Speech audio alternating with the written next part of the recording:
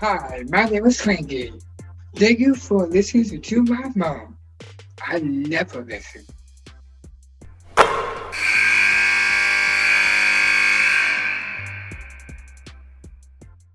Welcome to the podcast, Nothing But Net. Sedona Prince, one of our favorites. Sedona, thank you for being with us.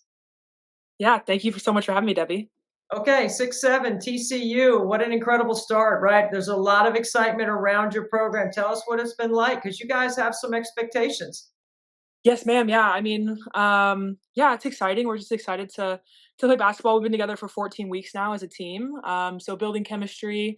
We got a lot of transfers. We have the oldest team in college basketball history, which is pretty funny. We're at an average age of 22 years old, which is crazy. But yeah, we're just excited to start playing together and stuff. We've had a great summer, great fall training. And so, or spring training. So we're excited to get to show everybody else our talent and get out get out some games. Sedona, the landscape in college basketball on the men's side, everybody talks about the older teams, right? They have a lot of one and done on the men's side. We don't have that so much in the women's game because of the WNBA rules. But Right. having said that, you're the oldest team. That should speak well when you get to March, right? What do you got to do to keep your focus till you get there? Right. Yeah, you're so right. We've had kids that, Haley beat me in the Sweet 16 back in 2021.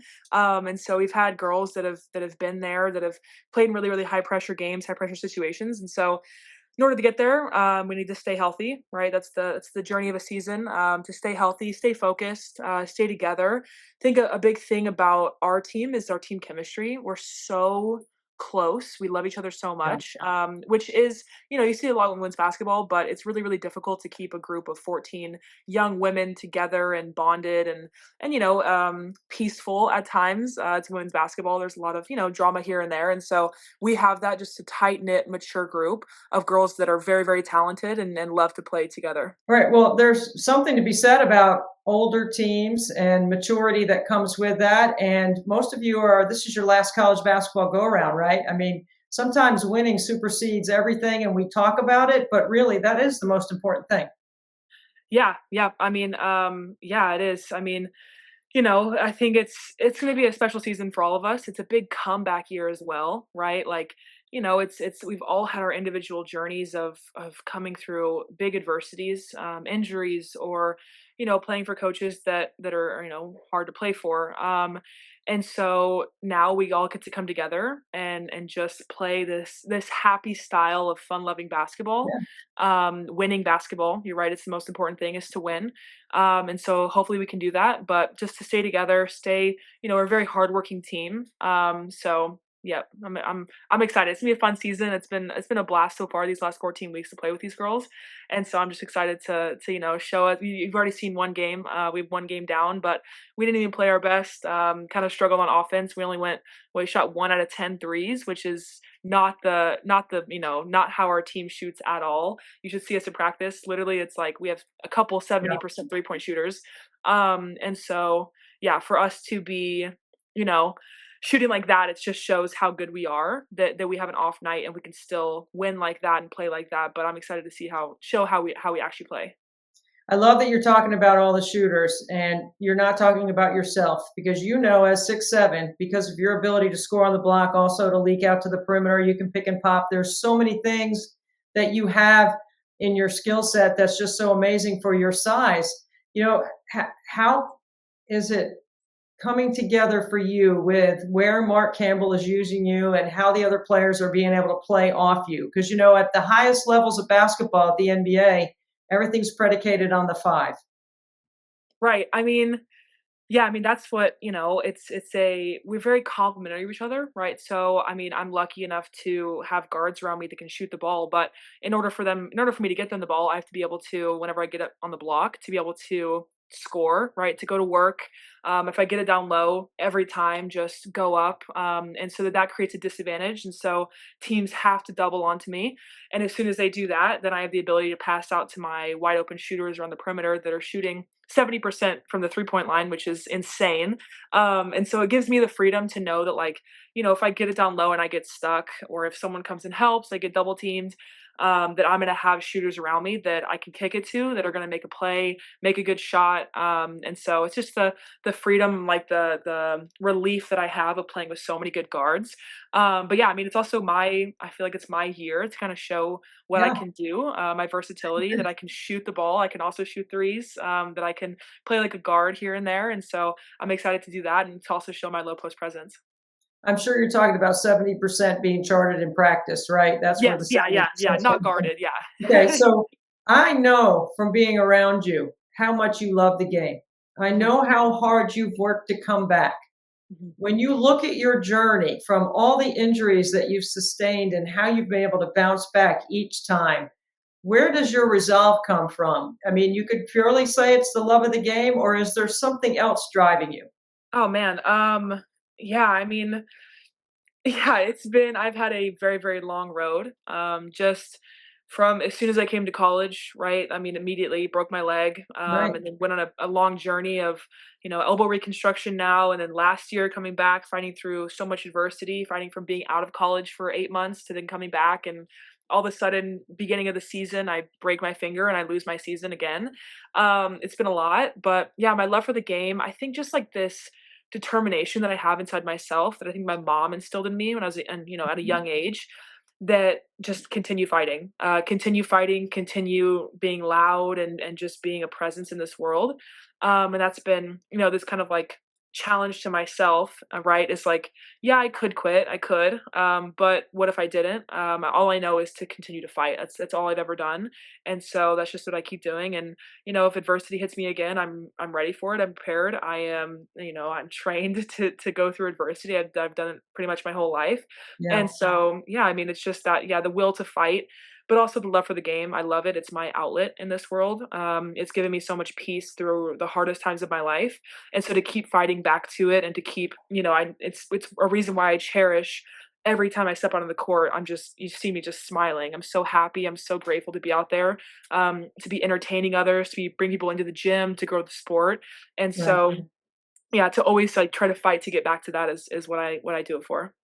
I want to ask you about team because while you're going through this journey yourself, trying to get yourself ready and get back so that you can be a part of a team, I want to ask you about, I know you love the game. I know you've fought through some adversity and you've had some season ending injuries, but being on a team, Sedona, explain that to us. Like, because I know how much you enjoy being around your teammates. I see it in the way you play. Of course, our conversations have always been around team.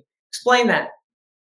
Yeah, yeah, I mean, that camaraderie that you have, like, I mean, I've been on a part of probably some of the greatest teams in college basketball, right? With Sabrina Ionescu, that team, the 2020 Duck season was 2019 Duck season was the best team in college basketball, period. And so to be around these girls and to learn from each other, it's the camaraderie, this like, oh man, it's just like a sisterhood. It really is. It's the best way to describe it is college women's basketball. And it's like, I mean, oh man, you spend the whole year with the same group of 13, 14 girls, right? Build this like just tight knit family. And then you go on this journey together of a season. Yeah. And it is a journey of a season. It's, there's injuries that arise, there's adversity, there's, ups and downs, right? You hit different impasses as a team or different struggles. And so to go on this journey with these girls is such a special thing, and I've been bonded with girls, through my past that I've been teammates with that I'll be friends with for the rest of my life because of Mhm. how close you get in these seasons and stuff. So I'm excited. This is my by far though my favorite team that I've ever been on in my life. Not even close. Like even since I started playing basketball, this is just a special group of girls, a special group of people, from the staff, top to bottom. We just have a very very rare special unit that we have to go through the season with us. And then alongside, plus is that we're also extremely talented at basketball, which is just another, awesome, right? It's just a plus. And Yeah. so I'm excited. I'm excited to show the world what we can do and stuff, and only get closer with these girls. preseason pick number 4 in the Big 12. And on the national scene, a lot of people are picking you guys as their sleeper team. I think you can define sleeper like unranked, going maybe deep into the tournament, sort of what happened to NC State last year. And you're going to be Right. playing NC State coming up as one of the top teams on your schedule. Right. It's kind of interesting to see what NC State was able to accomplish last year, being picked 8th in their league, going all the way to the Final Four, you guys being picked 4th in your league. And we're going to see, right? Yep. Yeah. I mean, yeah, we also play South Carolina here at home, December 8th. So that's going to be a fun one. Yeah. NC State. Oh man, what a great team. I mean, our assistant coaches did a great job of picking our schedule, getting a Mhm. good range of games, challenges, and then also games that are, good for us to just get practice in. And there'll be challenges or every game. We'll never take Yeah. an opponent for granted, but it's good to have a wide spread of different games Yeah. and stuff. And so we're excited. NC State's a great team, and we'll see where we're at. We'll try our best. We'll give them a good fight, and then we'll go from there. Right, journey of a season doesn't matter where we're at any certain point other than March Madness. So There you go. Got to keep yes, your ma'am. focus till you get there. Yep. Okay, you said something earlier about being loud in the game. I don't know if anybody's been louder in the game than you. Um, Yep. your footprints and handprints are all over a lot of the transformational things that are happening in the college game. The House versus the NCAA and some of the other. I know you're probably not allowed to speak specifically about, and I'm not asking you the detail about anything except for just when you reflect back and history writes its story, you're going to be a part of it. You're going to be a part of helping change the lives of so many people. When you think about that, Sedona, from your seat, it might be hard to grasp it, but there's got to be some feelings there. What are they? Oh yeah. Just immense gratitude, Debbie. Seriously, I think I've been put in this position by God. I do believe that, God has put me throughout my path to make a difference, right? I would not be a part of that lawsuit if I did not have my broken leg injury and go through a massive injustice at my first university.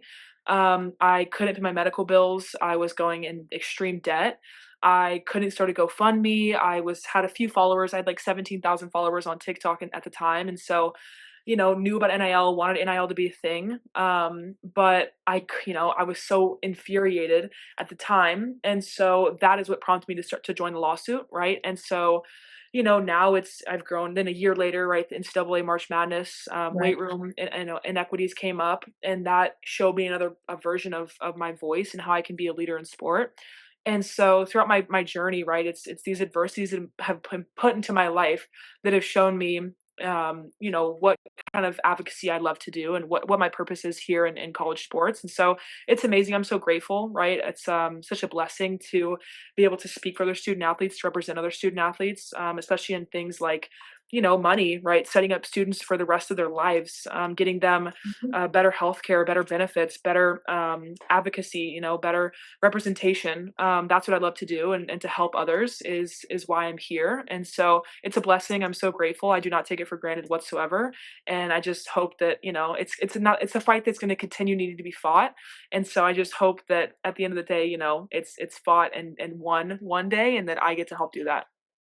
Oh, you've definitely helped do that. There's no question about it. And on a personal note, not many student athletes would consider giving to another nonprofit charity like you did for 24 hours, nothing but net. I think all of our listeners should know that you donated $1,000 to Special Olympics in my fundraiser for Special Olympics 24 hours, nothing but net. I've not had any other student athletes do that, Sedona. So you're not just giving lip service to how you feel or what you're saying. I didn't ask you. You did it out of the goodness of your heart just because we happen to be at the same place. We had a little free throw shooting contest at AU, and it just worked out where you actually committed that you were going to make a donation and then you doubled it. So you ended up giving me $1,000. I don't know how I can say thank you to that, but except for to share the story at a very high level about what you've been able to do. to help somebody else, because you have helped Special Olympic athletes organize, train, compete, socialize, all of that. And I know you have a very philanthropic heart. You have a lot of option to do things with your money. I think giving is a skill. You certainly have learned that. Where did you learn that? Oh man, my mom. I give praise to my mom through it, through of all of the good things in me comes from my mom. She's just a warm, loving person. She also taught me how to use my voice, how to speak up for things, injustices. But yeah, I mean, I just, I saw what you were doing and I was so inspired and just, so honored that I was sharing the same space as you and all these WNBA stars. And I was like, you know what? This is so amazing. And it's just something that's not even a thought. It's just this is in front of me and I care about this. I believe in this. I see it. I think that God is working through you and everything you do. And so I wanted to be a part of it, wanted to help in any way I can. And that's just something that I think that, yeah, I hope that more student athletes, I hope that more people in general, donate to your amazing cause and what you're doing and see what you're doing. I think it's amazing. So thank Well, you you. should know you've helped us. Thank you. We did cross $1 million this year, so we're over the $1 million Wow. mark, which is just amazing. Shooting That free is throws in amazing. the driveway, right? Um, Yeah. it's just so cool. I want to ask you about Mark and about Ashley and the Campbells, and their influence on you. Mhm. Ashley was a great player at Vanderbilt. Mark has been an excellent coach. You had a relationship with him when you were at Oregon, and how you ended up at TCU and why it's been so successful for you.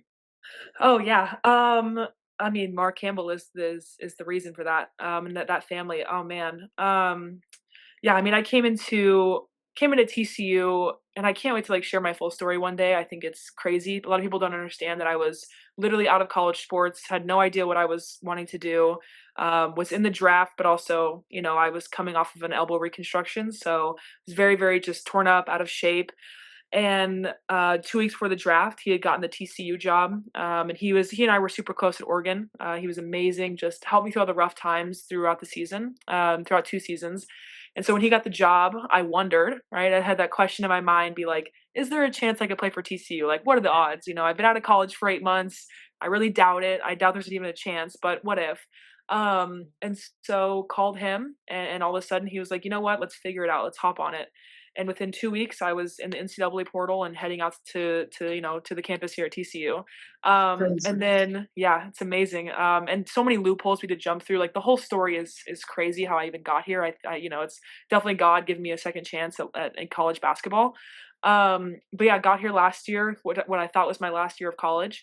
And within those first 6 months, I mean, he just put me on the right track. He instilled discipline into me, the love for basketball, right? Got me back in this path of, what I was meant to do, my Mhm. purpose was, what have always wanted to do, which be a college basketball star, and how to do it, right? How to work, how to stay disciplined, be a good student, be a good, everything off the court, in the classroom. And so he's been amazing, such a blessing in my life. I'm so grateful for him. He's such a great leader, such a great inspirer. And yeah, I mean, I'll forever be grateful for just him being in my life and being a mentor to me. And I'm so glad that also, I have a second season with him. I only thought that last year was my only 1 year I'd ever have with him. It's But at the great. end of last year, yep, I got my second year, my seventh year back. And so it was not even a question if I was coming back or not. It was if I have another chance with Mark Campbell as my head coach, I'm taking it. It's the oldest team. Are you the oldest player? I am. Yep. I am. We do have a sixth year. But we also, I mean, Haley Van Lith is 23. Maddie Shear, I think, is 22, about to be 23. Deja Merrill's 24. So we have a lot of older players. We have no freshmen. We only have one walk-on sophomore and then one transfer sophomore, and that's about Yeah. it. In the old days, it's like you're barnstorming the country with the age of your team. It used to be that you just play the schedule. Barnstorming was this thing that when players graduated, they would come together and then just play games around the country. Just a term that was used. I'm going to start calling you guys the Barnstormers because that's you since you're the oldest team. I think that's a good nickname for you. Yep, I love And that. people that are my age will know the reference. I'll have to make sure I clarify it, but I think it's a pretty cool Yep. spin on being the oldest team. Yep, Um, I love that. Being the oldest team, what are the benefits of that when it comes to practice and rehab? And all the things from a recovery standpoint. You guys practice less, you practice shorter, you practice more explosively. How does it go? Yeah, we're very smart. We're very, very mindful of how we take care of our bodies.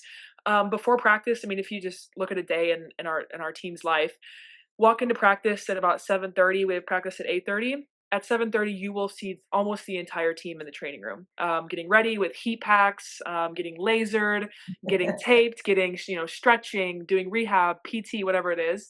That's a daily routine of our team, just because we are older, but also I think it's just this like level of maturity we have as a team to Mhm. know all the aspects that go into being a good team and staying healthy, that's necessary, right?